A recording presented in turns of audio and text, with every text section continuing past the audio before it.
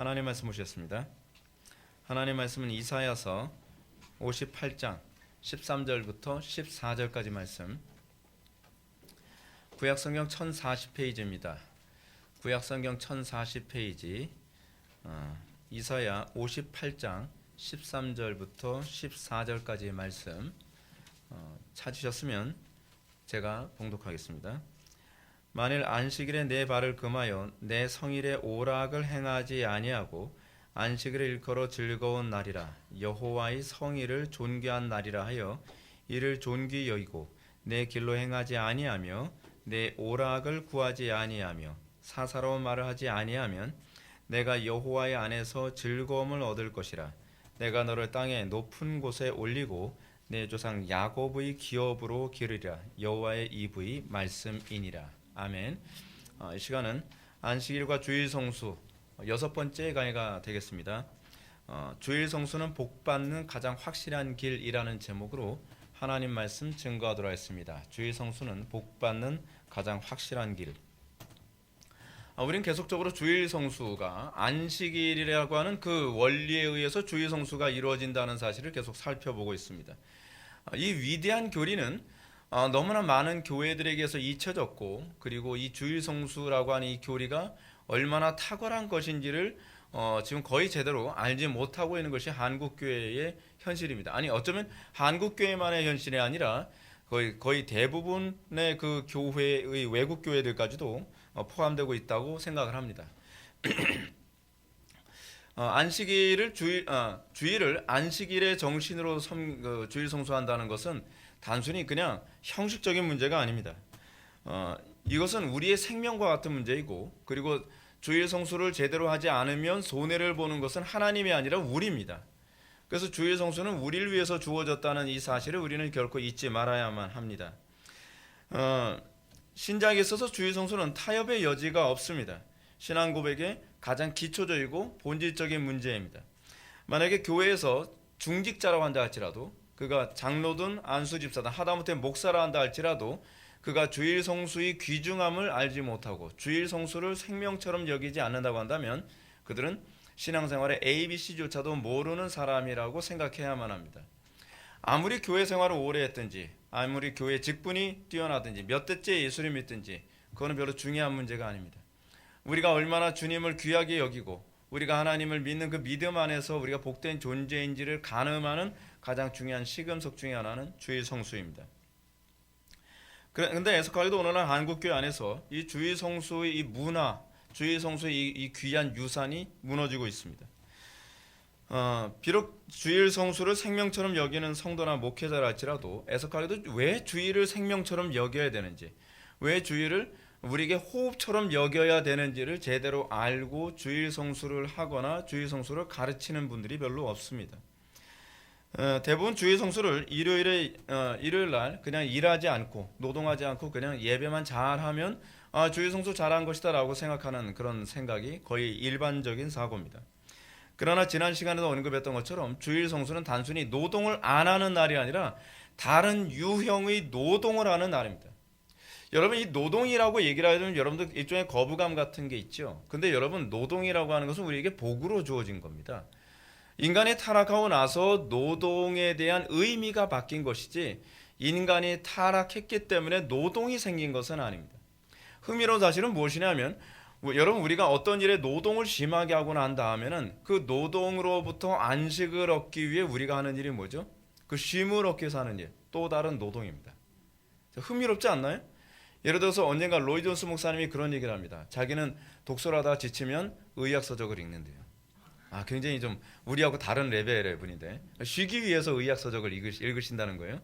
우리에겐 쉼이 없습니다. 그러면요.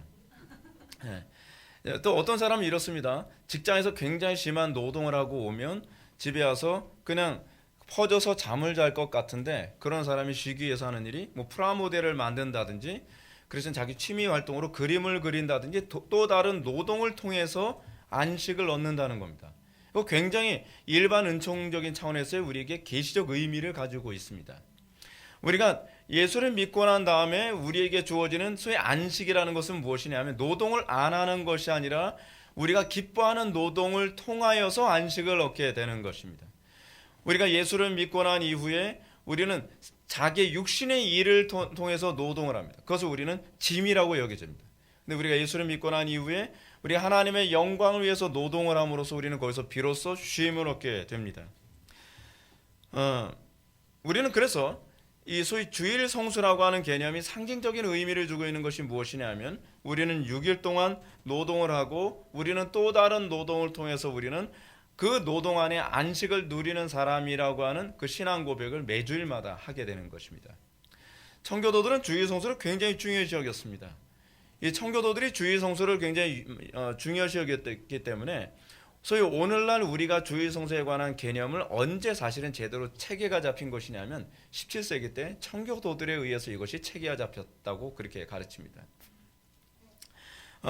찰스 햄브릭 스토우가 말하기를 청교도들은 이렇게 주일 성수를 했다 합니다. 일하지 않고 쉬는 것은 오래전에 인정된 사회적 규범이었지만 그날을 예배에 곧 가정 및 개인의 경건 그리고 다른 일상적 실천에 바치는 관점은 그날의 한 부분을 육체적 오락에 바쳐도 되었던 평신도에게는 요구되지 않았던 사실이었다. 이게 무슨 얘기냐면 과거에는 그냥 예배만 하고 육신적인 즐거움을 해도 그것이 주일 성수라고 생각을 했다고 한다면 청교도들은 그렇게 생각하지 않았다는 것이죠. 주일날은 예배뿐만 아니라 일상적인 모든 차원에서의 세속적인 일을 그만두고 그날에는 오로지 하나님을 섬기고 경건하고 기도하고 경건서적을 읽는 일로 하루를 보냈어야 했다는 것입니다. 그래서 이 청교도들의 이런 모습은 수도원의 특징보다도 엄격한 영적 훈련을 스스로 적용시킨 광신자라고 조롱을 받을 정도였습니다. 그 불경건한 사람들에 의해서요. 확실히 이런 엄격한 때문에 이 운동은 초기에 청교도라는 멸시어가 처음으로 그들에게 붙어지게 된 원인이 됐다고 합니다. 그래서 여러분 우리가 소위 청교도라고 하는 말을 우리가 많이 듣고 많이 얘기를 하는데 이런 멸시어, 그러니까 소위 우리가 우리가 청교도라고 하니까 별로 멸시어처럼 여겨지지 않지만 우리식으로 따진다면 소위 뭐라고 얘기할 수 있을까요? 그냥 그 결벽주의자들 이런 식의 멸시어를 받게 되어진 게 바로 예배 때문이었습니다. 주일 성수 때문이에요. 그들이 어느 정도로 주일 성수를 엄격하고 중요하게 여겼는지 그들이 주일 성수하는 것 때문에 저놈들은 저거 결벽주의자들이야 라는 그런 의미로 만들어진 것이 바로 청교도였다는 사실입니다. 청교도들이 도대체 왜 주일 성수를 그토록 중요시 여겼을까요?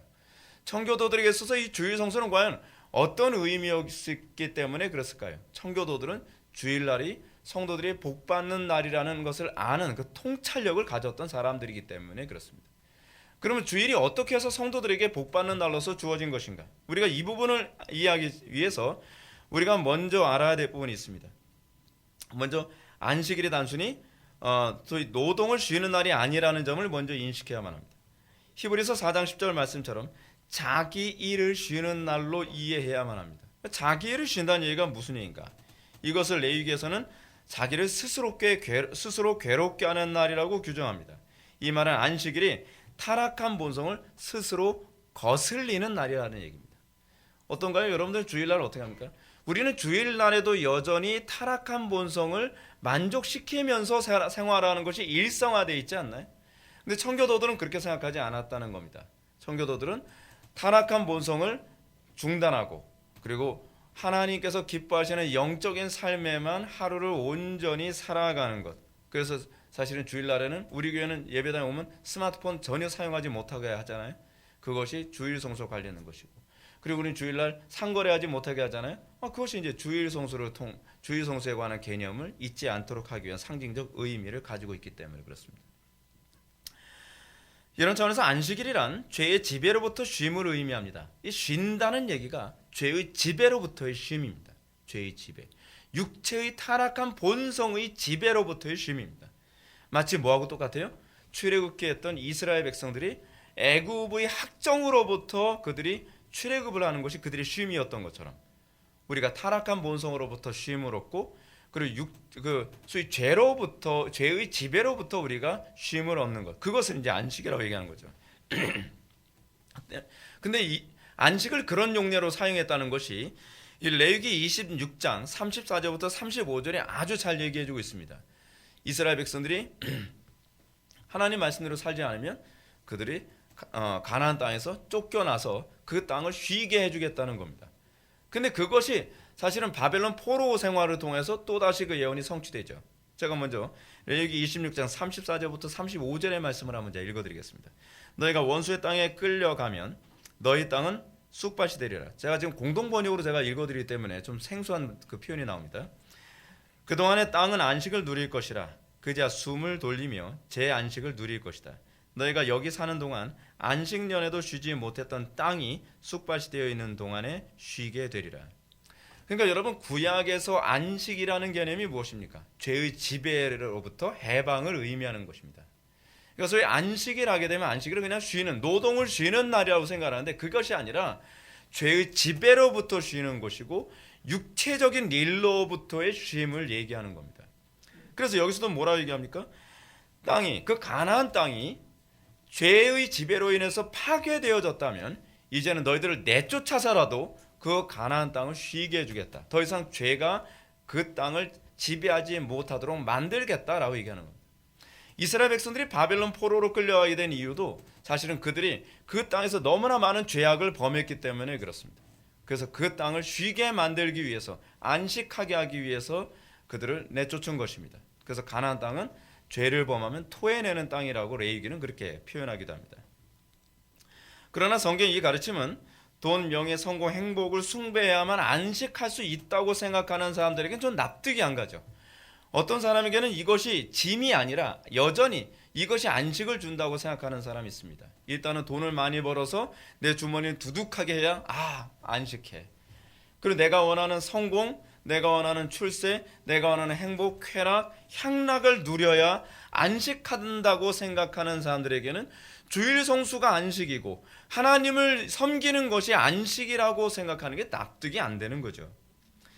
이들은 오히려 열심히 쉬지 않고 일을 하는 데서 안식을 얻는다고 생각합니다. 나는 일을 해야 나는 안식해. 쉬는 것 같아. 성공하고 그리고 어디 가서 산다고 즐기고 이렇게 죄 짓는 것을 안식이라고 생각하는 사람, 그 사람들에게 이 주일이 안식이고 쉼이라는 것은 납득할 수가 없습니다. 그럴 수밖에 없죠. 왜냐하면 여러분들 우리 교회 보셔서 아시겠지만 주일날에는 여러분들 마음대로 살게 하지 않고 하나님의 뜻대로 살아가게 하는데 우리 교회에 초점을 맞춰주잖아요. 그러니까 어떤 사람들은 그럽니다. 우리 교회 오면 숨이 막힐 것 같아요. 숨이 막힐 것 같아요. 그러면 제가 하는 얘기가 있죠. 숨이 막혀야 돼요. 네. 숨이 확실히 끊어져야 되거든요.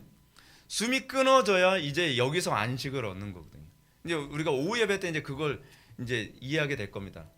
숨이, 우리가 옛 사람을 전가하고 십자가에 못 박는다는 것이 무슨 얘기인가라고 하는 것을 이제 아주 명확하게 여러분들이 알 수 있게 될 거예요. 하여간 그 얘기는 그때 와서 얘기해요. 지금 스포하면 재미없으니까. 하여간 우리는 이것이 납득되려면 세상의 것이 결코 쉼을 주지 않고 무거운 멍에를 줄 뿐이라는 것을 느껴야만 합니다.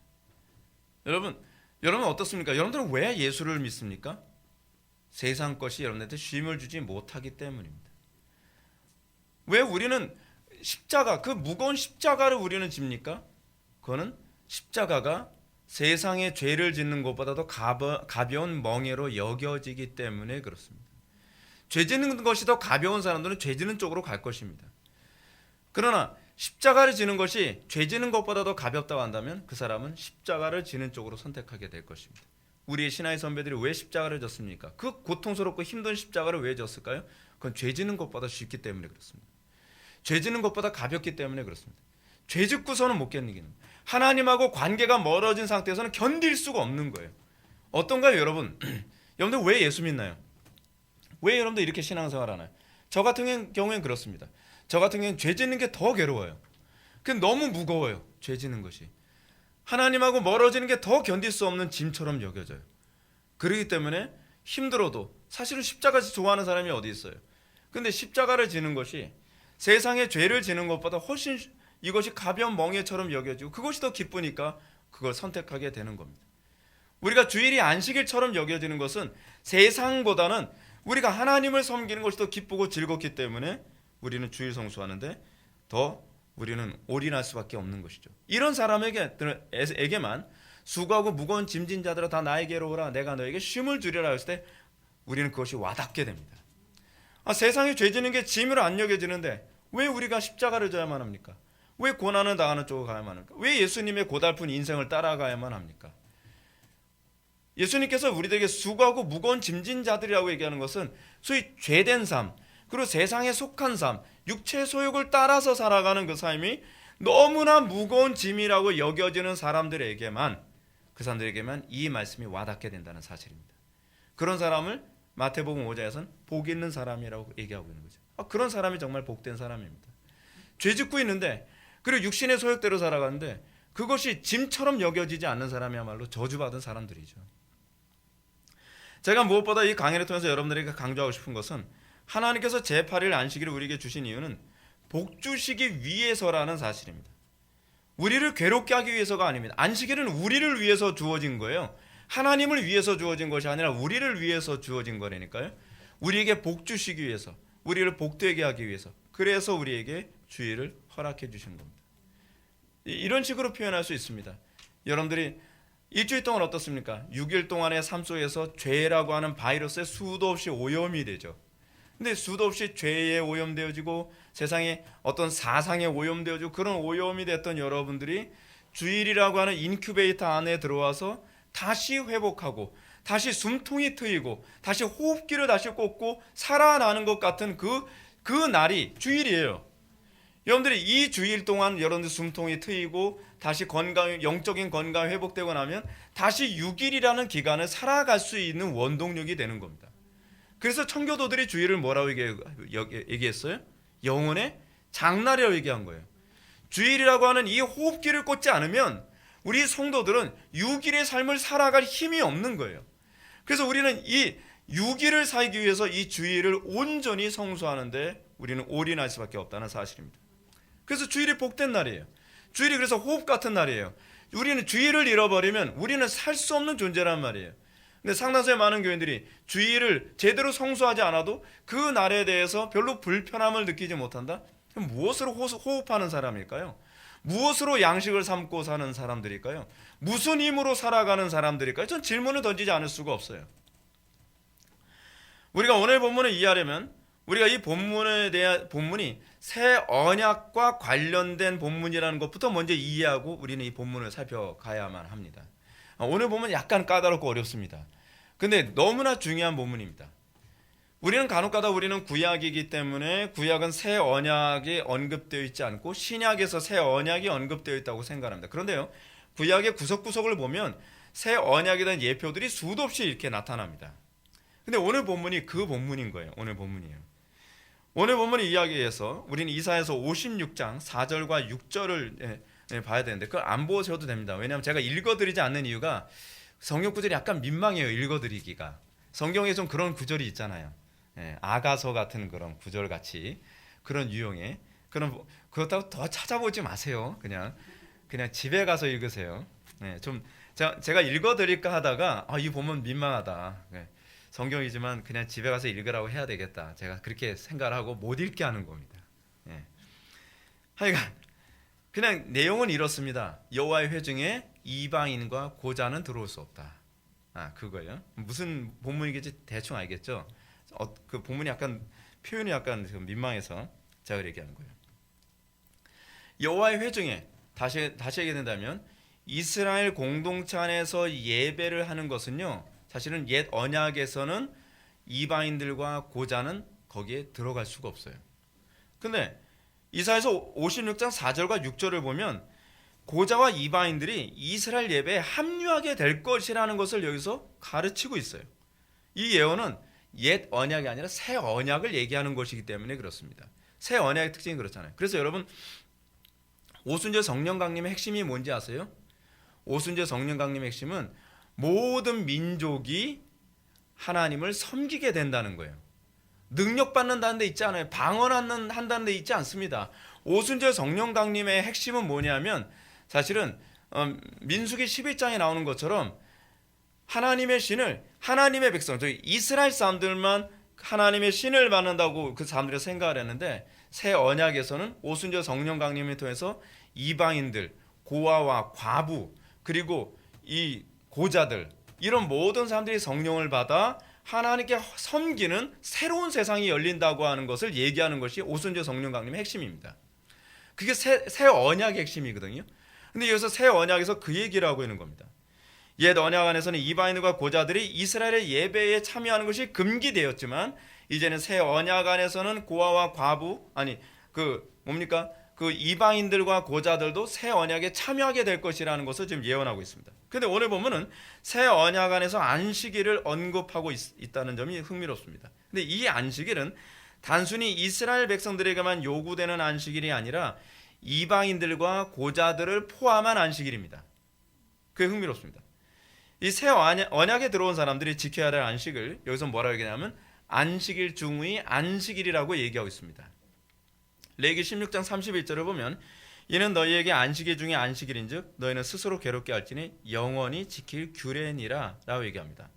그래서 우리의 시선을 잡게 되는 것이 첫 번째 뭐죠? 안식일 중에 안식일이죠. 근데 여기서 안식일 중에 안식일은 우리가 지난 시간에 살펴봤던 그 강의에서 초막절 끝난 그 다음 날 제8일 안식일하고는 다른 안식일입니다. 그러니까 초막절 끝난 다음 날 제8일 안식일은 큰 날이라고 표현한다면 이 안식일은 안식일 중에 안식일인데 이 안식일을 다른 말로 뭐라고 얘기하냐면 속죄일이라고 얘기합니다. 속죄일을 뭐라고 얘기해요? 안식일 중에 안식일이라고 얘기를 해요. 근데 이 안식일 중에 안식일 안에 들어온 그 영토 안에 들어온 이스라엘 영토 안에 있는 고자나 그렇지 않으면 이방인들은 다 안식을 해야 돼요. 새 언약을 얘기하고 있는 거죠. 새 언약.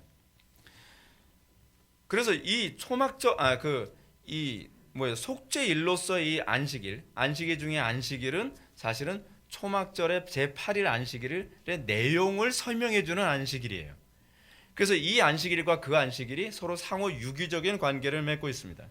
이해가 좀 잘 안 된다 그러면 제가 원고를 올렸으니까 원고를 다시 한번 읽어보시면 좀 더 세밀하게 이해가 될 겁니다. 근데 여기서 이 속죄일로서의 안식일은요, 큰 안식일인데 일반 안식일은 주로 쉬는 데 주로 강조가 매겨져 있습니다. 근데 안식일 중에 안식일, 큰 안식일은 어떠냐면 죄의 각성과 영적 회개에 전심전력하는 날로서의 안식일입니다. 쉽게 얘기하면 그리스도 안에서의 속죄를 예표하는 안식일이에요. 이 속죄 안식일 후에 장막절이 따라오는 겁니다. 그러니까 초막절이 따라오죠. 자, 제가 이걸 좀 설명해 드릴게요. 절기가 어떻게 진행되어지나? 이스라엘의 절기에서요, 7월 1일이 되면 그 날이 나팔절입니다. 7월 1일이 나팔절이고 거기서 열흘이 지나서 7월 10일이 되면 그 날이 속죄일이 됩니다. 그리고 그 날에서 15일부터 21일, 7일이죠. 7일 기간 동안을 뭐라고 얘기하냐면 초막절이라고 얘기하고요. 22일 그 마지막 날을 큰 날이라고 해서 그 날이 제8일 안식일이 되는 날입니다. 그러니까 여기서 안식일이 몇 번이 끼게 됩니까? 사실은요.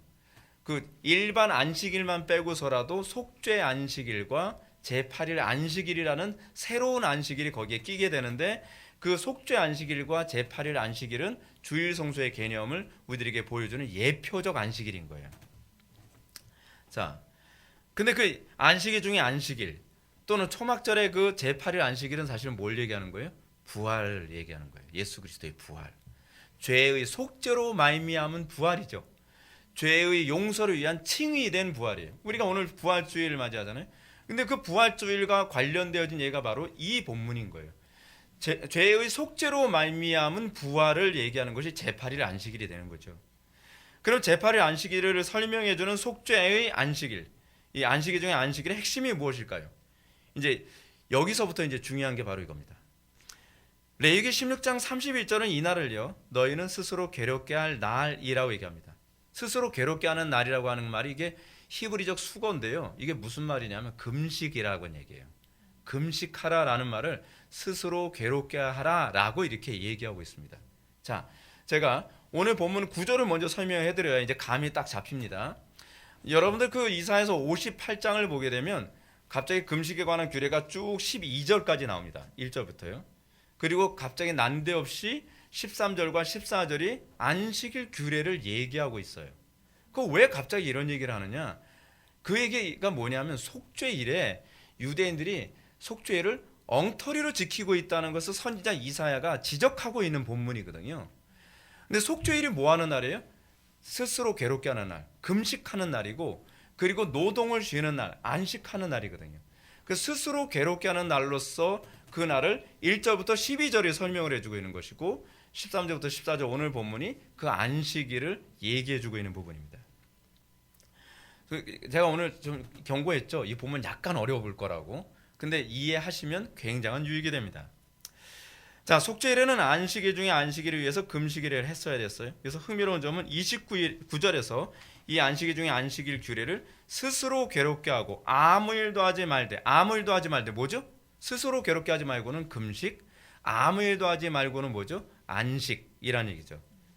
본토인이든지 너희 중에 거류하는 거류민이든지 그리하라. 거류민이 누구죠? 이방인이죠. 그 사람들은 원래 여호와의 회중에 들어올 수 없는 사람들이죠. 근데 그 사람들도 이 속죄의 안식일에는 그들도 안식해야 된다는 거예요. 새 언약이라는 거죠. 새 언약을 예표하고 있다는 것을 설명해 주고 있는 겁니다. 이스라엘 백성들만이 아니라 이방인들도 이 날에는 스스로 괴롭게 해야 돼요. 금식해야 된다는 거죠. 그리고 아무 일도 해서는 안 돼요. 안식해야 된다는 거죠. 이런 차원에서 속죄일 준수 명령은 비록 모세 율법이지만 옛 언약 안에서 새 언약을 바라보게 만드는 예표라는 것을 알 수가 있습니다. 그래서 우리가 오해하지 말아야 될 점이 있습니다. 안식일 중에 안식이라는 속죄일도 제7일이 아니에요. 제7일 안식일이 아니에요. 그냥 어느 요일이 되든지 7월 10일 되면 그냥 무조건 그날은 안식해야 돼요.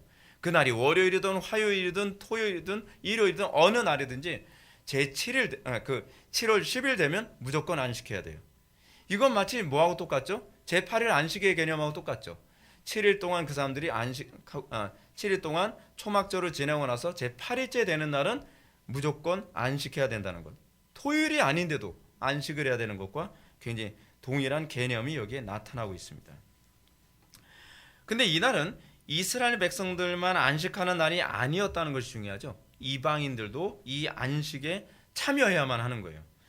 이는 장차 예수 그리스도를 통해서 온 세상에 주어질 속죄 사건을 얘기하는 거죠. 그 속죄에 들어간 사람들은 이방인이든 그리고 이스라엘 사람들이든 다 안식해야 되고 다 금식해야 된다는 겁니다. 금식해야 된다는 얘기가 무슨 얘기예요? 자기를 스스로 괴롭게 하는 거예요. 근데 조금 이따 우리 보면 아시겠지만 자기를 스스로 괴롭게 한다는 것은 죄된 삶을 살지 아니하고 거룩한 삶, 하나님의 영광을 위한 삶을 살아야 된다는 것을 얘기하고 있는 본문입니다. 이 사실을 염두에 두고 이제 다시 이사야 58장으로 들어갑시다. 이제 이사야서 58장 구조가 딱 머리에 떠오르죠. 1절부터 12절은 뭘 얘기하는 거예요? 소위 몸을 스스로 괴롭게 하는 날에 관한 개념을 그들이 잘못 지켰다는 걸 얘기하는 것이고 13절과 14절은 안식하는 것을 그들이 잘못 안식했다고 하는 것을 얘기하고자 하는 본문이죠. 자, 여기서 왜 금식이 언급되고 안식일의 준수가 언급되는지 이제 여러분들은 이해를 하게 될 것입니다. 그들은 안식일 중에 안식일을 지키기 위해 나름대로 금식을 했다고 합니다. 금식 오케이 좋아요. 그런데 그들은 하나님께 불만이 있어요. 어떤 불만이었을까요? 이렇게 3절은 이렇게 얘기합니다. 우리가 금식하되 어찌하여 주께서 보지 아니하시오며 우리가 마음을 괴롭게 하되 어찌하여 주께서 알아주시지 아니하나이까.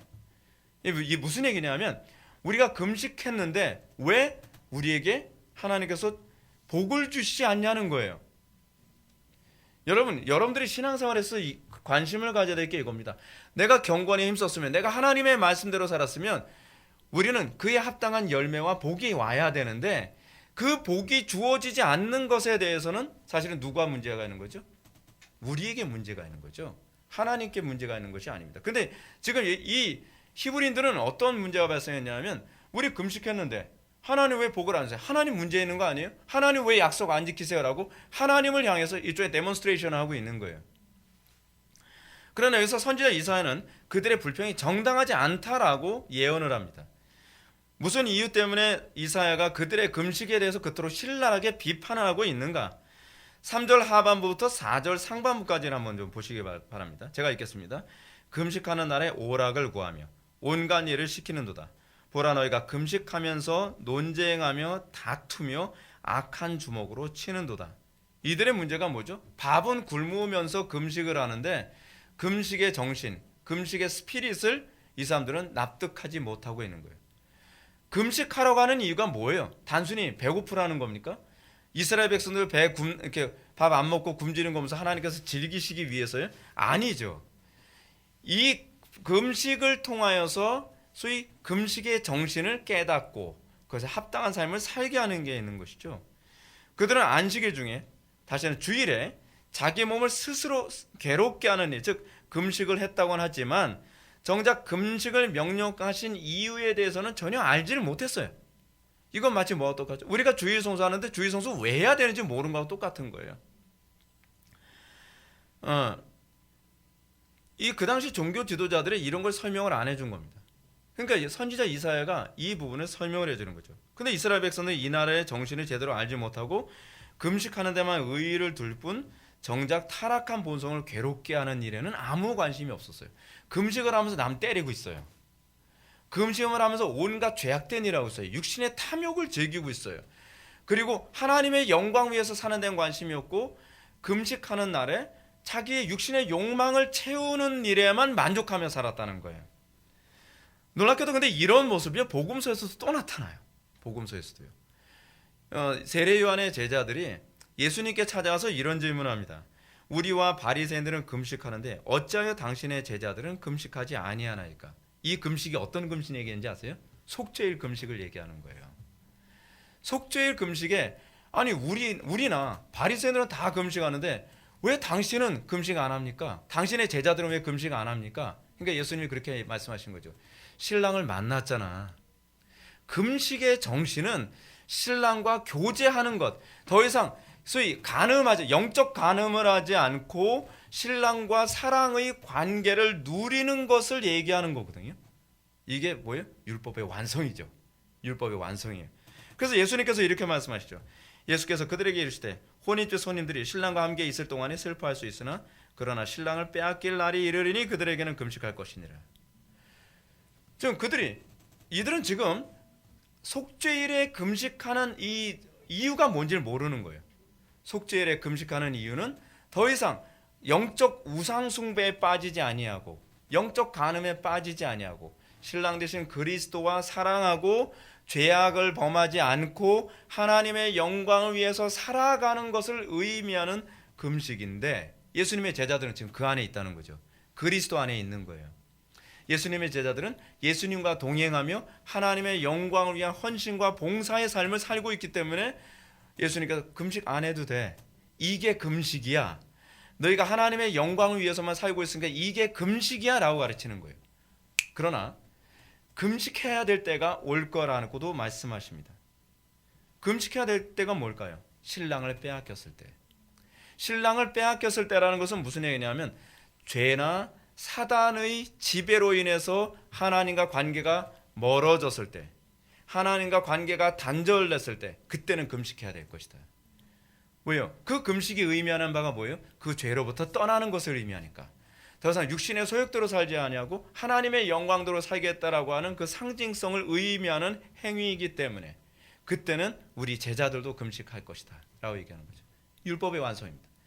이 몇 구절을 통하여서 놀랍게도 속죄에 관한 그 속죄일에 대한 율법의 정신을 아주 퍼펙트하게 설명해 주고 있는 겁니다. 아주 너무 놀라운 구절이에요. 사랑하는 성도 여러분, 우리는 오늘날 금식을 어떤 의미로 생각을 합니까? 단순히 능력을 얻고 성령 충만함 얻기 위해서 금식하지 않습니까? 장풍 속에서 금식하는 사람들 많이 있잖아요. 막 능력 쏘고 막 예언하고 영분별하고 내가 보니까 뱀한테 묶여 있어 이런 영안이 열리기 위해서. 영안이 열리게 하는 환상 보는 거예요. 이게. 그 환상이 밥 굶으면 이게 몽롱해서 환상 보여요. 근데 그런 유형의 그런 목적으로 그렇게 하라고 금식을 요구하는 구절이 없어요. 성경에는요. 성경에서 금식을 요구할 때는 그 금식이 죄와 끊고, 그러니까 더 이상 죄된 삶을 살지 않고 그리스도와의 연합에 대한 열망의 표현으로서 사실은 금식을 요구하는 거였거든요. 그것이 구약에서 얘기하는 금식이고 신약에서도 그런 용도 이외에는 사실은 금식이 사용된 적이 없습니다. 그러니까 플라톤주의 이원론적 관점에서 내 몸을 학대하고 나를 괴롭게 하면 내 영이 더 맑아진다라고 생각하는 개념은 철학적 개념이에요. 성경엔 그런 개념이 없어요. 굉장히 우리는 육신은 악하고 영은 선하다라고 하는 개념 때문에 금식하고 그렇게 하면 내 영이 맑아질 거라고 생각하는 것에 속지 마십시오. 그건 성경적인 것이 아닙니다. 그건 전형적인 플라톤주의 이원론주의고 신플라톤적 관점이 거기에 많이 내포되어져 있는 것입니다. 교회 안에 은연중에 이런 철학적 영성 훈련이 교회 안에 많이 들어와 있어요. 그래서 자꾸 금식하면 영이 맑아진다고 생각해요. 금식하면 영이 맑아지면 속이 허해져요. 별로 좋은 게 아닙니다, 여러분. 여러분, 우리는 이 금식을요 소원 성취를 위해서 하려고 하지 마십시오. 성경이 본래 가르치는 금식의 핵심은 그리스도를 죄와 사단으로부터 빼앗겼을 때 되찾기 위한 그 회개의 개념입니다. 금식의 주된 목적이 여기 있습니다. 만일 금식을 한다고 하면서도 오늘 본문에서 언급한 것처럼 이 히브리인들처럼요 금식하는 날에 오락을 구하며 온갖 일을 시키는도다. 보라, 너희가 금식하면서 논쟁하며 다투며 악한 주먹으로 치는도다 라고 한다면 금식 허탄 겁니다. 금식을 왜 하는 건지도 모르는 겁니다. 이런 금식은 성경적이지도 않습니다. 선지자 이사야는 그들의 문제점을 5절에서 이렇게 얘기합니다. 이것이 어찌 내가 기뻐하는 금식이 되겠으며 이것이 어찌 사람이 자기 마음을 괴롭게 하는 날이 되겠느냐. 선지자 이사야가 참 흥미롭게 얘기하죠. 몸을 괴롭게 하는 금식을 하는데 이거에 대해서 어떻게 해요? 어찌 사람이 자기 마음을 괴롭게 하는 것이겠느냐. 금식의 정신은 사실은 마음을 괴롭게 하는 데입니다. 우리 육체의 소욕대로 살아가는 것, 죄된 본성대로 사는 것, 내 탐욕대로 살아가려고 하는 것을 절제하는 그런 자세, 내 마음을 괴롭게 하는 데 초점이 맞춰진 것이 금식이라는 얘기죠. 그러면 안식일 중에 안식일, 또 이제 주일 성수에 몸을 괴롭게 하라 또는 금식하라는 명령 속에 내포된 이 의미가 무엇인가? 우리 6절과 7절 말씀을 한번 보시겠습니다. 6절과 7절 다 같이 읽겠습니다. 시작.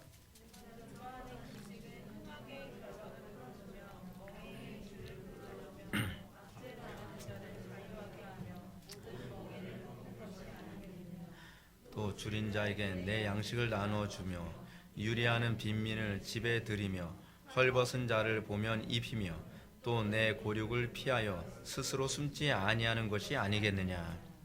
예, 이걸 이해하기 쉽게 제가 쉬운 성경으로 제가 또 읽어드리면 더 그냥 이거 자체가 이제 주석 역할을 해요. 한번 들어보시기 바랍니다. 내가 바라는 금식, 내가 기뻐하는 금식은 그런 것이 결코 아니다. 내가 기뻐하는 금식은 이런 것이니 곧 죄 없이 묶인 이들이 부당한 결박을 풀어주는 것. 죄 없이 묶인 이들의 부당한 결박을 풀어준다는 것이 뭐니 가는 겁니까? 예를 들어서 여러분들이 사회 권력자가 됐다고 칩시다. 여러분들이 사회에서 법조계에 있다고 칩시다. 여러분들이 사회적으로 이 힘을 쓸 수 있는 위치에 있다고 칩시다. 근데 어떤 사람이 부당하게 죄도 없는데 이 사람이 묶였어요. 감옥에 들어갔단 말이에요. 이럴 때 그걸 풀어주는 거, 그게 사실 금식의 정신이다. 이제 그런 얘기를 하는 겁니다. 또 약한 자의 목을 짓누르는 멍에를 풀어주는 것, 설명 안 해도 알죠.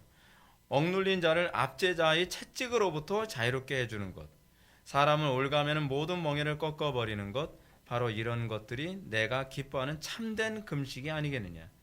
또 굶주린 사람에게 먹을 것을 나누어 주는 것, 있을 데가 없어 이곳저곳 떠돌아다니는 가난한 사람들을 내 집에 맞아들여 그들에게 쉴 곳을 제공해 주는 것, 헐벗은 자를 보면 그들에게 따뜻이 옷을 입혀주는 것, 어려운 처지에 있는 내 혈육을 못 본 채 숨지 않고 기꺼이 도움의 손길을 베푸는 것, 바로 이런 것들이 내가 기뻐하는 참된 금식이 아니겠느냐. 지금 여기서 금식을 뭐라고 얘기합니까? 금식이라는 것, 내 타락한 본성대로 살지 아니하고 하나님 사랑, 이웃 사랑의 삶을 살아가는 것, 이웃을 사랑하기 위해서 전심을 다해 내가 힘쓰고 애쓰고 그리고 자기를 희생하며 살아가는 것, 이것이 바로 성경이 얘기하는, 그리고 속죄일에 금식하라는 얘기죠. 그러니까 그리스도의 속죄를 경험한 사람이라고 한다면 너희들은 그런 삶을 살아야 된다는 거예요. 너희들이 그리스도로 인해서 속죄를 받았다고 한다면 너희들은 하나님을 사랑하고 이웃을 사랑하는데 전심을 다하는 삶을 살아가야 정당하지 않겠느냐. 좀 그렇게 가르치고 있는 것입니다. 이 말씀 보면 안식일 중에 안식일, 즉 속죄일에 들어간 사람들의 안식하는 방식은 단순히 금식하거나 아무 일을 안 하는 것이 아닙니다. 그들의 안식은 뭐예요? 사랑하는 것이 안식입니다. 그들의 안식은 무엇입니까? 연약한 자를 도와주는 것이 안식입니다. 쉽게 얘기해서 죄 없이 묶인 이들의 부당한 결박을 풀어주는 것. 이거 고달프죠. 근데 그것이 그리스도의 그 속죄 안에 들어간 사람, 이게 안식이라는 거죠. 왜냐하면 그들이 불쌍한 거예요. 죄도 없는데 감옥에 들어가서 억울하게 고통받는 사람을 보면 하나님께서 이를 위해서 나한테 이 자리에 있게 하셨나 보다. 이를 위해서 하나님께서 나에게 이 높은 고위관직에 있게 하셨나 보다 해서 그들을 풀어주는 일에 힘쓰면서 그들이 자유함을 얻는 것에 우리가 안식을 누리는 거죠. 거기서 기쁨을 누리는 거죠. 그리고 약한 자의 목을 짓누르는 멍에를 풀어주는 것. 약한 자의. 그리고 그런 설명 안 해도 알잖아요. 억눌린 자의 압제를 채찍으로부터 자유롭게 해주는 것. 사람을 올가매는 모든 멍에를 꺾어버리는 것. 여기서 통해서 우리가 안식을 누리게 될 거라는 거예요. 그리스도의 속죄를 맛본 사람이라고 한다면. 굶주린 사람에게 내 먹을 것을 나누어 주는 것. 있을 데 없어 이곳저곳 떠돌아다니는 가난한 사람들을 내 집에 맞아들여 그들에게 쉴 곳을 제공해 주는 것. 헐벗은 자를 보면 그들에게 따뜻이 옷을 입혀주는 것. 어려운 처지에 있는데 혈육을 못 본 채 숨지 않고 기꺼이 도움의 손길을 베푸는 것을. 이것이 진정한 금식이라는 거죠. 근데 문제는 이스라엘 사람들은 그렇게 안 했다는 거예요. 금식을 하면서 남의 거 뺏고 억압하고 짓누르고 그리고 괴롭히고, 그러면서 나는 금식을 했으니까 하나님께서 당연히 나한테 복을 주시겠지라고 생각하는 거예요. 복 받을 짓을 안 하면서 복 받을 거라고 생각을 하고 있는 겁니다. 진정한 금식이란 하나님 앞에서의 삶이고요, 코람데오의 삶이죠. 진정한 금식의 삶, 진정한 소위 그 안식에 들어간 삶이라고 하는 것은 죄의 지배로부터 해방된 삶이죠. 자기를 쉬는 일입니다. 쉬는 안식입니다. 이것이 안식일에 노동하지 말고 몸을 괴롭게 하라고 하는 말씀의 의미입니다. 정말 놀라운 사실은 이렇게 안식일 중에 안식일의 삶을 살게 될 때 하나님께서 이런 사람들에게만 어떤 복을 약속하셨는가를 8절부터 12절이 이제 우리들에게 얘기해 주고 있습니다. 8절부터 12절 말씀을 제가 읽겠습니다. 그리하면 내 빛이 새벽같이 비칠 것이며 내 치유가 급속할 것이며 내 공의가 내 앞에 행하고 여호와의 영광이 내 뒤에 호위하리니 내가 부를 때에 나는 나 여호와가 응답하였고 내가 부르짖을 때에는 내가 여기 있다 하리라. 만일 내가 너희 중에서 멍에와 손가락질과 허망한 말을 제하여 버리고 줄인 자에게 내 심정을 동하며 괴로운 자의 심정을 만족하게 하면 내 빛이 흑암 중에서 떠올라 내 어둠이 낮과 같이 될 것이며 여호와가 너를 향한 항상 인도하여 마른 곳에서도 내 영혼을 만족하게 하고 내 뼈를 견고하게 하리니 너는 물된 동산 같겠고 물이 끊어지지 아니하는 샘 같을 것이라. 내게서 날 자들이 오래 황폐된 곳을 다시 세울 것이며 너는 역대의 파괴된 기초를 쌓으리니 너를 일컬어 무너진 데를 보수하는 자라 할 것이며 길을 수축하여 거룩할 곳이 되게 하는 자라 하리라. 놀랍지 않나요? 엄청난 복을 약속하고 계시는 것입니다. 어떤 약속이요? 내 빛이 새벽같이 비칠 거라는 거예요. 그리고 우리의 치유가 급속할 거라는 것입니다. 그리고 내 공의가 앞서고 여호와의 영광이 너의 뒤로 호위해서 내가 부를 때 내가 기도만 하면 응답하겠다는 거예요. 내가 부르짖을 때 그래 내가 여기 있다 하실 거라는 겁니다. 여러분, 그리고 내가 어둠 가운데 있냐? 곧바로 낯으로 돌아오게 될 것이다. 그리고 다 마른 땅에 살지라도 너만은 물된 동산 같겠고 끊이지 않는 샘 같을 것이다 라고 이렇게 약속하고 계시는 것입니다. 근데 이 약속이 누구에게 주어진다고요? 주일 성수하는 사람에게, 주일을 온전히 성수하는 사람들에게. 여러분, 이게 지나친 해석일까요? 그렇지 않습니다. 여러분, 근데 이 말씀이 마태복음 6장 33절에 언급되고 있습니다. 너는 먼저 그의 나라와 그의 의를 구하라. 그리하면 이 모든 것을 너에게 더하여 주리라. 여러분, 우리가 주일을 온전히 성수하고 주일 안에서 우리가 주님과 날마다 동행하는 그 안식의 삶을 살게 되어졌을 때에 우리는 나머지 6일의 삶이 가능하게 되죠. 나머지 6일의 삶이 자기를 위해서 노동하지 않고 소위 여기서 얘기하는 것은 압제된 자를 구해주고요. 그리고 눌린 사람들에게 자유함을 주고, 그리고 헐벗은 사람들에게 입혀주고. 아니, 주일을 온전히 성수하지 못한 사람이 어떻게 그 일을 하냔 말이에요. 근데 주일을 온전히 성수하는 사람들에게 그 일을 할 수 있는 힘이 주어지고, 그래서 나머지 6일의 삶이 안식의 삶이 되어지는 것이죠. 그래서 청교도들이 주일을 뭐라고요? 영혼의 장날.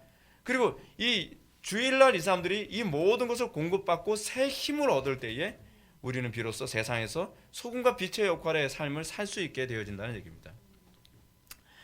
여러분, 우리가 인생을 우리 생각지 못한 복을 끊임없이 받는 방법이 무엇인가? 주일을 온전히 성수하는 데 있습니다. 그러면 주님께서는 우리에게요, 우리의 치유를 급속하게 하실 것입니다. 여러분들이 영혼이 많이 파괴됐습니까? 여러분들 영혼이 급속도로 회복될 것입니다. 여러분들 가정, 직장, 캠퍼스, 이 나라 이 민족도 주의를 온전히 성소, 하나님 앞에 온전한 주의를 성소하게 되면 급속도로 회복되게 될 것입니다. 우리가 부르짖을 때 응답하실 것이고 어둠 가득한 삶 속에서 더 이상 빛이 안 보일 때도 하나님께서는 새벽같이 빛을 비춰주실 것입니다. 여러분, 새벽같이 빛을 비추는 거 여러분 아십니까? 우리 집이 제 그 안방이요, 그 동향이거든요. 그냥 빛이 레이저처럼 들어와요. 그래서 안 깰 수가 없어요. 그렇게 빛이 주어진다는 겁니다. 그리고 이 물된 동상 같고 물이 끊어지지 않는 샘처럼 만들어주겠다는 거예요. 더 놀라운 사실은 후손들에 대한 약속입니다. 후손들에 대해서 보기 12절에 이렇게 언급하고 있는데, 내게서 날 자들이 오래 황폐된 곳들을 다시 세울 것이며 너는 역대의 파괴된 기초를 쌓으리니 너를 일컬어 무너진 데를 보수하는 자라 할 것이며 길을 수축하여 거할 곳이 되게 하는 자라 하리라. 놀랍지 않나요? 자녀들에게 여러분 무엇을 심어주겠습니까? 무엇을 유산으로 남겨주겠습니까? 돈을 유산으로 남겨주겠습니까? 아니면 학벌을 유산으로 남겨주겠습니까? 뭘 대물림할 거예요? 주일 성수를 대물림하십시오. 아이들이 주일 성수를 온전히만 하면 그 아이들이 어떻게 돼요? 무너진 데를 보수하는 자들이 될 것입니다. 그리고 길을 수축하여 거할 곳이 되게 할 것입니다. 공동번역 이걸 이렇게 번역을 했어요. 너의 아들들은 허물어진 옛 터를 재건하고 오래오래 버려졌던 옛 터를 다시 세우리라. 너는 갈라진 성벽을 수축하는 자, 허물어진 집들을 수리하는 자라고 불리리라. 우와, 이거 명예롭지 않나요? 우리들의 자녀들이 그런 영광스러운 호칭으로 불려지게 될 거라는 사실입니다. 무너진 한국교회를 세우는 아이들이 여기서 나오게 될 것입니다. 무너진 대한민국의 도덕성과 정치계와 사회계와 문학의 모든 영역을 회복하는 자들이 여기서 나올 거라는 거예요. 하나님을 온전히 예배하는 예배의 공동체는 사회를 복원하고 다시 성을 다시 쌓고 그리고 갈라진 그 틈을 다시 메꾸는 놀라운 역할을 하는 그 영광스러운 자녀들이 될 거라는 사실입니다. 교회 안에서 영적 거인들, 부흥의 영적 거인들이 어디서 나오는지 아십니까? 그런 경건한 교회, 경건한 가정에서 나왔습니다. 조나단 에드워즈가 그런 데서 나왔잖아요. 조나단 에드워즈가 얼마나 경건한 집에서 나옵니까? 휘필드가 얼마나 경건한 집안에서 나왔습니까? 로이드스 같은 사람이 그런 집안에서 살지 않았나요? 그래서 영적 거인들은요, 정말 예배가 살아있는 공동체에서 주로 나와요. 그들을 통하여서 무너진 그 모든 성들을 다시 수축하게 되는 놀라운 역사가 나타날 거라는 사실입니다. 사랑하는 성도 여러분, 제8일의 삶, 주의 성수, 다시 해야 부활에 참여하는 삶은 단순히 교회를 성장시키기 위한 수단이 아닙니다. 하나님으로부터 오는 복을 하나님의 백성들이 누리도록 주어진 날입니다. 우리 유익을 위해서 주어진 날이라는 거예요. 때문에 이 날은 어떻게 하든지 빼앗겨서는 안 됩니다. 빼앗기면 우리가 손해입니다. 주일 성수가 허물어지면 피해는 우리에게 옵니다. 우리에게 모든 재앙과 파괴와 몰락이 옵니다. 자신의 영혼의 안식이 없어지고요, 가정이 파괴되어지고 사회가 무질서해지고 종교에서는 나라가 완전히 무너지게 됩니다.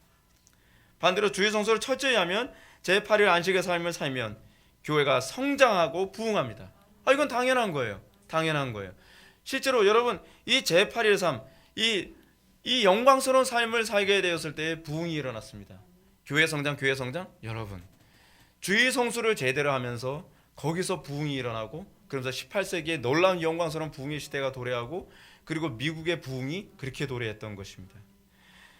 이 주일을 온전히 성수하게 되면 자기 영혼이 회생을 합니다. 어떻게? 급속도로 회생하게 될 것입니다. 가정이 급속도로 회복될 것입니다. 사업이 급속도로 견고해지고 나아가 국가가 급속도로 번영하게 될 것입니다. 이거 단순히 미신 아닙니다. 성경과 그리고 역사가 이것을 증명해 줍니다. 왜냐하면 이것이 하나님의 창조 규례이기 때문에 그렇습니다. 이건 어길 수 없는 규례예요. 미국이라는 나라를 보십시오. 청교도들이 세운 나라 아닌가요? 그런데 이 청교도들이 세운 이 미국이라는 나라가 건국한 지 200년밖에 안 된 나라인데도 불구하고 인류 역사상 단 한 번도 없었던 세계 초강대국이 됐습니다. 여러분, 미국이라는 나라가 이렇게 초강대국이 된 게 여러분 우연이 아닙니다.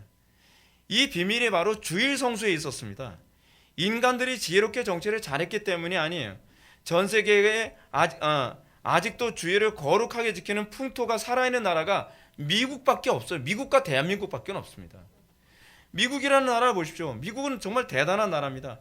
미국의 경건한 교회는요, 주일을 경건하게 지키기 위해서요, 아직까지도 주일날 장사를 안 하고 상거래를 안 하고 물건을 사지도 않는 사람들이 아직까지도 미국엔 있다는 겁니다. 그들은 주일을 온전히 성수하기 위해서 토요일부터 주일을 준비합니다. 주일에 모든 일을 쉬고 상거래도 하지 않으며 오로지 예배와 경건에만 힘씁니다. 그들은 예배 마치면 그냥 희낙나 어디로 놀러 다니고 국리를 하는 것이 아니라 가족들끼리 모여서 오늘 선포된 말씀 가지고 서로 나누고, 그리고 경건한 독서를 하고 TV는 다 스탑하고, 그리고 온전히 하나님께만 향하게 만듭니다. 그 지역을 어떤 지역이라죠? 바이블 벨트라고 합니다. 이 바이블 벨트가 존재하는 나라입니다. 전 세계에 그런 나라가 어디 있습니까? 그렇기 때문에 지금 미국의 영화가 아직까지도 유지되는 겁니다. 놀랍게도 이 모습은 우리 대한민국에 복음이 처음 들어왔을 때의 모습이기도 합니다. 우리나라에 복음을 가져다 준 사람들이 누구였죠? 청교도들이었습니다. 그 선교사님들이 청교도들이었어요. 그래서 그 선교사님들이 우리나라에 와서 주일 성수를 가르칠 때 청교도들의 방식대로 가르쳤어요. 그래서 한국교회는 주일에 오로지 예배와 경건에만 힘썼습니다. 주일 성수 안 하면 큰일 난다고 가르쳤습니다. 그래서 예수 믿은 며느리가 시어머니한테 맨날 매를 맞고 머리끄댕이를 잡히고 남편한테 또 막 그 학대를 당하고, 그 고통 가운데 있어도 그래도 주일 성수해야 된다고, 빨래를 산더미처럼 맡기면, 토요일날 산더미처럼 빨래를 맡기면 그날 새벽에, 그 다음날 새벽에 일어나서 주일 성수하기 위해서요, 빨래를 깨끗이 다 해놓고서 저 주일 성수하러 가겠습니다 그러는 거예요. 그러면 야, 빨래하라 그랬잖아. 빨래 오늘 너 주일 성수하러 하면 안 돼. 그러니까 그런 거예요. 저 새벽에 일어나서 다 했어요. 그러면서 가는 거예요. 그러니까 뭐라 그래? 내일은 우리 일요일날 우리 밭에 가서 밭 김맬 거니까 주일 성수할 생각하지 마라. 예배당 갈 생각하지 마. 그러니까 네 알겠습니다. 해놓고 그래서 어떻게 해요? 꼭두 새벽에 일어나서 새벽 1시 2시에 일어나가지고 남들 다 잠들 때 혼자서 이 그 피를 혼자서 다 그 뽑느라고 손에 상처가 다 나고, 그래서 밥하는데 손에서 피가 뚝뚝뚝 떨어질 정도로요. 그래서 피는 제가 다 뺐으니까 김은 다 제가 맸으니까요. 주일 성수하러 갔다 오겠습니다. 가는 거예요. 그러니까 뭐래? 야, 도대체 네가 믿는 예수가 뭐길래 그 정도냐? 그래서 그 며느리 따라서 예배당 갔다가 온 가족이 다 회개하고서 예수 믿게 됐다는 거 아니에요? 한국 교회는 그렇게 해서 성장한 교회예요. 한국 교회는 주일 성수를 이처럼 생명처럼 여겼던 거예요. 그게 한국 초기 한국 교회 모습이란 말이에요. 주일은 그래서 상거래를 안 해요.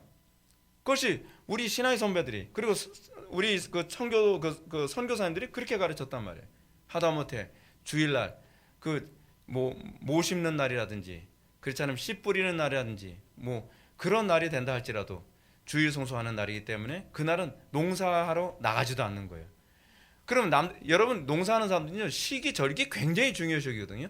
하루라도 여기면 큰일 난다고 생각하는데 그것조차도 주일 성수 때문에 안 하고, 근데 그렇게 하면서 보리고개가 없어지는 거예요.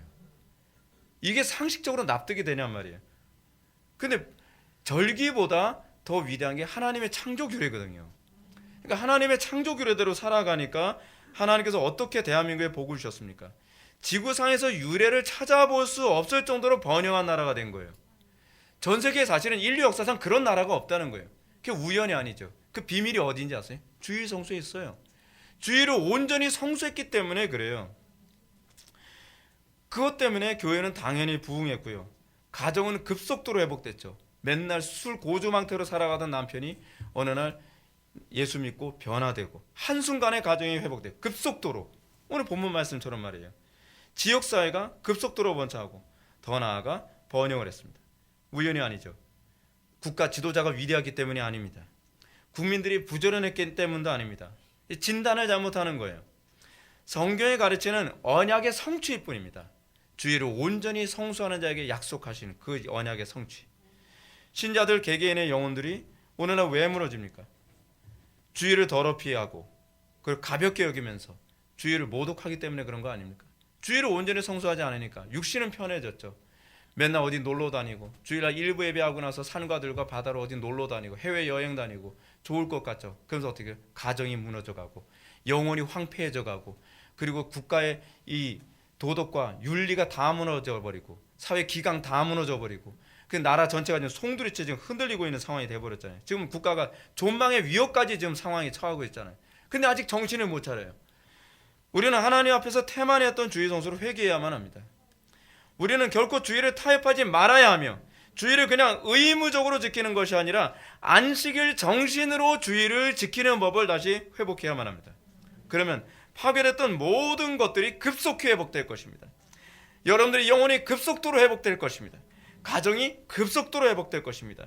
자녀들은 사회를 다시 세우는 자라라고 하는 영광을 얻게 될 것입니다. 뿐만 아니라 그들이 사회 곳곳에서 강력한 영향력을 끼치는 아이들로 자라게 될 것입니다. 더 나아가 나라의 질서와 도덕성이 회복되고 다시 부강해질 것입니다. 한국교회는 이렇게 예배를 회복해야만 합니다. 그래야 미국엔 바이블 벨트가 있다면 대한민국에는 바이블 에어리어 또는 바이블 로컬이 존재한다는 그 영광을 우리가 누려야죠. 대한민국의 인천에는 정말 성경적으로만 사는 사람들이 모이는 그 지역이래요. 여러분, 인천을 그렇게 성시화하고 싶은 생각 안 드나요? 저는 인천을 그런 지역으로 만들었으면 좋겠어요. 인천이 여러분 어떻습니까? 뭐 국제공항이 있어가지고서 이게 세계 허브 역할을 하잖아요. 근데 세계 허브 역할하는 인천이 부패하고 타락한 도시가 아니라 바이블 에어리어예요. 거기는 주일만 되면 다 문을 닫고 모든 사람들이 경건하게 살고 모든 사람들이 하나님을 높이는 것을 너무 기뻐한다고 생각해 보십시오. 미국의 바이블 벨트와 버금가는 지역이 대한민국에 있다. 저는 그걸 꿈꿉니다. 그러면 안식일 중에 안식일에 들어간 신자는 어떤 삶을 살아야만 합니까? 13절과 14절 말씀은 이렇게 얘기합니다. 만일 안식일에 내 발을 금하여 내 성일에 오락을 행하지 아니하고 안식일을 일컬어 즐거운 날이라 여호와의 성일을 존귀한 날이라 하여 이를 존귀히 여기고 내 길로 행하지 아니하며 내 오락을 구하지 아니하며 사사로운 말을 하지 아니하면 내가 여호와의 안에서 즐거움을 얻을 것이라. 내가 너를 땅의 높은 곳에 올리고 내 조상 야곱의 기업으로 기르리라. 여호와의 입의 말씀이니라. 아멘. 놀랍죠? 여기서 선지자 이사야는 속죄의 은총, 다시 말해서 그리스도의 안식에 들어간 사람들에게 나타나는 현상을 얘기합니다. 나타나는 현상입니다. 그들은 안식일에 내 발을 금하여 내 성일에 오락을 행하지 아니하고 안식일을 일컬어 즐거운 날이라 여호와의 성일을 존귀한 날이라 할 것이라는 거예요. 왜 오늘날 한국교회 교인들이 안식일을 즐거워하지 않죠? 왜 주일날을 그토록 부담스러워하죠? 왜 짐처럼 여기죠? 그거는 그리스도의 안식에 들어가지 않았기 때문에 그렇습니다. 그리스도의 안식에 들어간 사람에게 주일은 가장 복된 날이고 손꼽아 기다려지는 날이고 기다려지는 날이 될 것입니다. 그들은 주일 성수가 결코 무거운 멍에로 여겨지지 않을 것입니다. 그날을 즐거운 날이라 혹은 존귀한 날이라 하여 이를 존귀히 여기게 될 것입니다. 이런 사람들은 결코 육신의 일에 심취하지 않을 것이며 자기 일을 쉬게 될 것입니다. 자기 길로 행하지 아니하며 내 오락을 구하지 아니하며 사사로운 말을 하지 않을 것입니다. 우리 교회가 주일 성수를 좀 엄격하게 합니다. 몇몇 사람들은 예전에 우리 교회에서 이제 그런 적이 많았는데 주일 성수를 엄격하게 하니까 굉장히 부담스러워하는 사람들이 있었어요. 근데 여러분, 우리가 정말 그리스도의 속죄 안에 들어갔다 한다면 주일 성수를 엄격하게 한다고 해서 결코 부담스러워하지 않을 것입니다. 그날이 존귀한 날이라, 그날이 즐거운 날이라 생각하게 될 것입니다. 개척하는데 초반기 때 한 7, 8년을 뭐 때문에 많이 싸우냐면 우리 교회에서 오전 예배, 오후 예배 다 해야 된다. 그리고 오전 예배, 오후 예배 후에 팀 모임 해야 된다. 피곤해서 싫다, 힘들어서 싫다, 귀찮아서 싫다. 아니 요즘 시대에 무슨 주일을 그렇게 온전히 보내는 교회가 어디 있냐. 아니 남들이 그런다고 해서 우리가 꼭 그래야 될 이유는 없잖아요. 저는 다른 교회가 어떻게 하든 상관없어요. 저는 하나님이 기뻐하시는 거라면 더 기쁘게 해드리고 싶어요. 그래서 그렇게 하느라고 이런 공동체가 만들어지는데 최소한 7, 8년 걸렸어요. 무지하게 싸우고 무지하게 미움받고. 근데 그날이 그들에게는 즐거운 날이라 존귀한 날이라고 생각되지 않는 거예요. 집으로 돌아가서 오락을 구하고 싶은 거예요. 집으로 가서 사사로운 말을 하며 TV 보며 영화 보면서 주일을 그렇게 보내고 싶은 거예요. 아니요. 저는 그렇게 해서는 안 된다고 생각해요. 그것은 당신을 위해서도 유익하지 않고 교회를 위해서도 유익하지 않고 이 나라를 위해서도 유익하지 않다는 거죠. 우리 모두에게 복이 되기 위해서는 그날을 온전히 성수하는 법을 배워야 된다는 것입니다. 자, 14절은 그렇게 사는 사람들에게 놀라운 약속을 주십니다. 14절 먼저 보시죠. 첫 번째, 내가 여호와 안에서 즐거움을 얻을 것이라 라고 합니다. 주님 안에서 기뻐하는 사람은 그리스도인이 인생에서 가장 큰 복이자 가장 기쁨이 될 것입니다. 주일을 온전히 성수하는 사람, 주일을 안식일 정신으로 성수하는 사람은 어떤 복이 주어져요? 여호와 안에서 즐거움을 얻게 될 것입니다. 여호와 안에서 어떤 즐거움을 얻게 될까요? 예수님께서는 이렇게 말씀하시죠. 그 속에서 영생하도록 솟아나는 샘물이 솟아나게 될 것이라고요. 그 사람은 항상 얼굴에 기쁨이 가득할 것입니다. 그 사람은 항상 누가 보더라도 야, 저 사람은 도대체 저 고난 가운데서 어떻게 기뻐하고 어떻게 저런 상황에서 저 사람은 항상 행복할 수 있을까? 주일을 온전히 성수하는 자에게, 안식일의 정신으로 주일을 성수하는 자에게 주어지는 복 중에 하나라고 얘기하고 있습니다. 두 번째로, 신자가 안식일을 즐거워하고 그날을 존귀히 여기는 사람들에게는 내가 너를 땅의 높은 곳에 올리리니 라는 복을 주시겠다 합니다. 이 표현은 선지자 하박국이 말한 높은 곳을 뜻합니다. 여러분, 구약에서 우리가 좀 납득하기 어려운 표현들이 나옵니다. 근데 그 이유가 뭐냐면 구약의 어떤 선지자가 한 말 또는 율법서에 기록된 말을 그 표현을 그대로 인용해서 사용하기 때문에 그래요. 이걸 알 거라는 전제로 인용을 하고 있어요. 근데 여기서도 그렇습니다. 내가 너를 땅의 높은 곳에 올린다 라고 하는 이 말은 하박국 선지자의 한 말을 염두에 둔 표현입니다. 이는 믿음 안에서 누리는 승리를 묘사하는 상징적 표현이죠. 주의 성소를 기뻐하는 자에게 하나님께서 믿음을 견고케 하셔서 어디를 가든지 승리하게 하실 거라는 사실입니다. 영적 전쟁으로 수도 없이 여러분들은 치어하게 될 것입니다. 여러분 주일을 마치고서 세상으로 돌아가야 됐을 때 가정에서 영적 전쟁을 하기도 하고, 직장에서 영적 전쟁을 하기도 하고, 또 캠퍼스에서 영적 전쟁을 하기도 하고, 동료들과 영적 전쟁을 하게 될 것입니다. 근데 그 영적 전쟁에서 승리하게 만드는 원동력이 주일 성소를 통해서 주어지게 될 거라는 거예요. 주일을 안식일적으로 주일 성수하는 사람들은 너희들이 세상으로 다시 돌아갔을 때 6일 동안의 삶 속에서 날마다 승리를 선포하는 삶을 살게 할 것이다. 그것을 약속하고 계시는 것입니다. 이것은 우리의 특권입니다. 이것은 하나님을 바르게 예배하고 주일을 온전히 성수하는 자들에게만 주어지는 특권입니다. 마지막 세 번째로, 하나님께서 신자가 안식일을 기뻐하고 존귀하게 여기면 내 조상 야곱의 기업으로 길러질 거라고 얘기하고 있습니다. 이 말은 기업의 유익을 누리게 될 것이다 라고 얘기하는 것이죠. 하나님 나라 기업은 죽어서만 누리는 것이 아니죠. Already not yet. 이미 아직의 긴장관계. 우리는 이미 하나님 나라에 들어갔습니다. 근데 하나님 나라에 들어갔어도요, 주일을 온전히 성수하는 것이 뭔지 모르는 사람은 하나님 나라의 기업을 이 땅에서 누리지도 못하고 죽어서 천국에 간신히 가는 정도로밖에 못하죠. 근데 이 땅에서 주일을 온전히 성수한다는 게 여러분 얼마나 큰 복인지 아십니까? 주일을 온전히 성수하는 자들은 영원한 천국에서 누려야 될 영광을 이 땅에서 우리가 누리며 살게 될 거라는 거예요. 그것을 이미 이 구약 성경에서 이 본문이 우리들에게 약속해주고 있습니다. 장차 완성되어야 될 하나님 나라의 부유함을 여러분들의 가정에서 누리고, 여러분들의 영혼에서 누리고, 그리고 여러분들의 삶 속의 날마다 누리며 살아가게 될 것입니다. 우리는 이미 우리에게 시작된 천국을 누리며 살게 될 거라는 사실입니다. 사랑하는 성도 여러분, 오늘날 한국교회를 비롯한 전 세계의 상당수 교회들은 안식일 정신으로 주일을 성수한다는 것이 무엇인지 잘 모르고 살아가고 있습니다. 주일을 성수한다고 하지만 주일 성수가 주는 유익이 무엇인지 알지 못합니다. 그냥 하라고 하니까 하는 거지 뭐. 주일 성수 안 하면 안 된다니까. 천국에나 가기 위해서 주일 성수 한다고 생각하는, 아니요. 천국에나 가기 위한 것이 아닙니다. 천국을 이 땅에서 누리게 하기 위해서, 그 영광스러운 그 복을 누리게 하기 위해서, 그래서 주일 성수를 온전히 하라고 하는 것입니다. 여러분, 그러니까 어떻습니까? 의무적으로 주일 성수하는 사람들은 날씨 좋고 바깥에 꽃 피고 그리고 햇빛 찬란할 때 어떻게 해요? 안 믿는 사람들이 부럽죠. 쟤네들은 좋겠다. 뭐 꽃 피고 그럴 때 꽃 구경도 가고, 우리는 칙칙한 예배당에 모여서 또 1시간 넘게 되는 저 지루한 설교를 또 들어야 되고, 그리고 한번 붙잡히면 주일날 빠져나가지도 못하고. 여러분, 부러워야 될 사람들은 그 사람들입니다. 여러분, 어느 누가 이 영광스러운 하나님 나라의 복을 누릴 수 있는 장소에 올 수 있겠습니까? 여러분, 전도에도 안 오잖아요. 이게 아무한테나 주어지는 복이 아니라는 거예요. 이 자리가 복된 자리입니다. 주일을 온전히 성수함으로써 우리가 복을 받고, 우리의 자녀들이 복을 받고, 그리고 이 대한민국과 이 사회 전체가 복받게 되는 것이 이 주일 성수라고 하는 이 비밀 가운데 다 담겨져 있는 것입니다. 불신자들이 갖지 못하는 신자들의 특권입니다.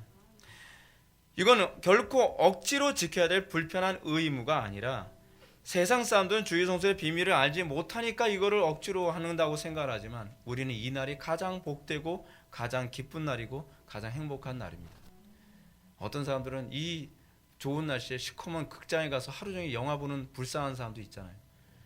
그래서 여러분, 왜 우리에게 주어진 이 복이 위대한 복이라는 걸 알지 못합니까? 주일은 복 받는 날입니다.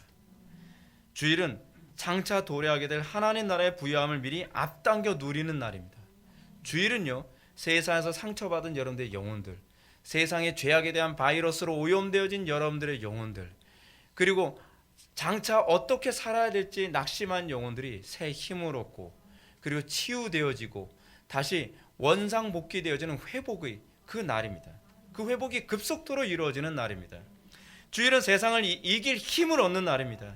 주일은 영원히 목마르지 않은 영생하도록 솟아나는 생수를 공급받는 날입니다. 때문에 이 날은 우리에게 생명과 같은 날이고 이 날은 우리에게 산소 호흡기와 같은 날입니다. 주일을 포기하는 것, 그거는 우리의 생명을 포기하는 것이 될 것입니다. 주일, 그것은 여러분들이 복받는 날이라는 것을 결코 잊지 마시기 바랍니다. 기도하시겠습니다. 사랑이 많으신 하나님, 우리에게 주일을 허락하여 주심을 감사하나이다. 우리에게 주어진 이 주일의 영광을 우리가 망각하지 않게 하여 주시고 우리가 주일을 온전히 성수함으로 우리가 그 주일 성수 안에 담겨져 있는 언약의 복을 날마다 누리고 간증하게 하여 주옵소서. 예수님의 거룩하신 이름으로 기도 올려옵나이다. 아멘.